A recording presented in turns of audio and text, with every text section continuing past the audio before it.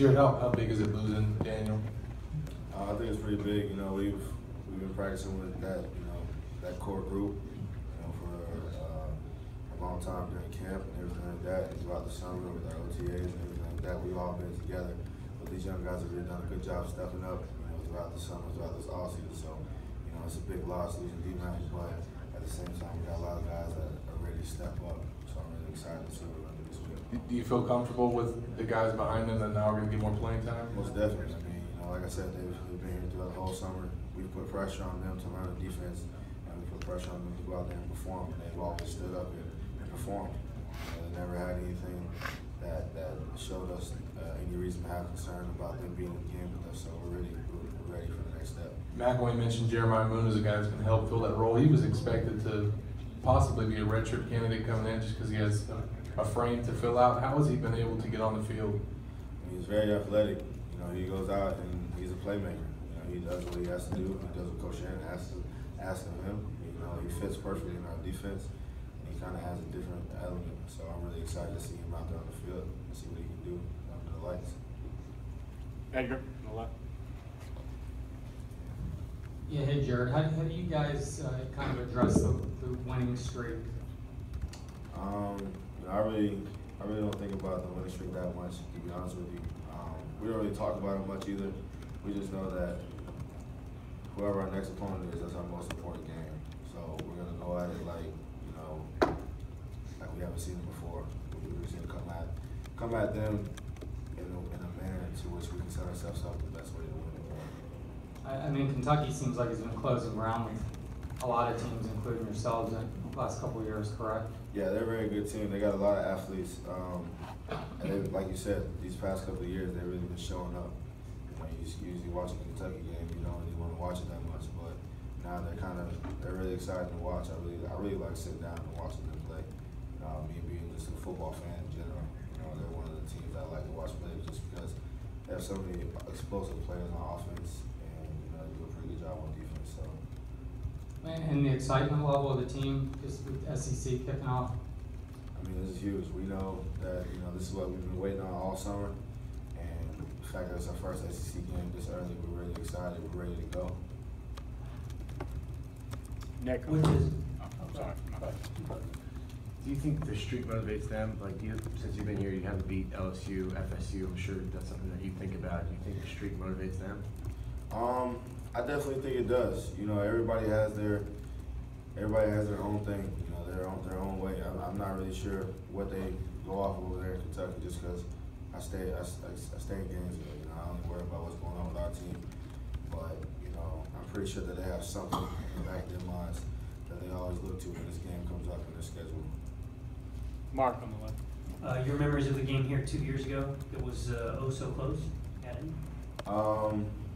I just know it was a crazy finish, and it was something that I'm really glad I was able to experience this because it was one of the better moments in Florida football that I've been a part of since I've been here, and it's something I don't want to have happen again. It was a roller coaster that I didn't want to be on for a while, but it came out our way. So I want to make sure that we handle business this time.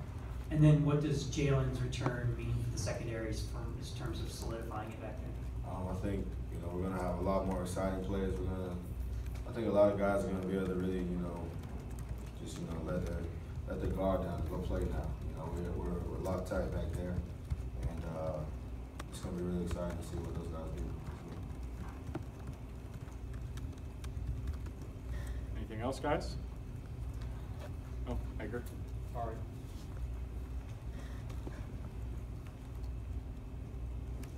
When you say because of Jalen being back there, that just affords you guys maybe you can pin your ears back a little bit more because he's so good back there. Definitely. I mean, it's just you never know what's gonna happen when you got younger guys going out there, especially for their first game. And then they did a pretty good job. They really did. Chauncey and Chris, they stepped up and they played really well this weekend. I mean, with T's back there though, it's gonna make things a lot easier. He's gonna be able to communicate with him and he's gonna know what's going on.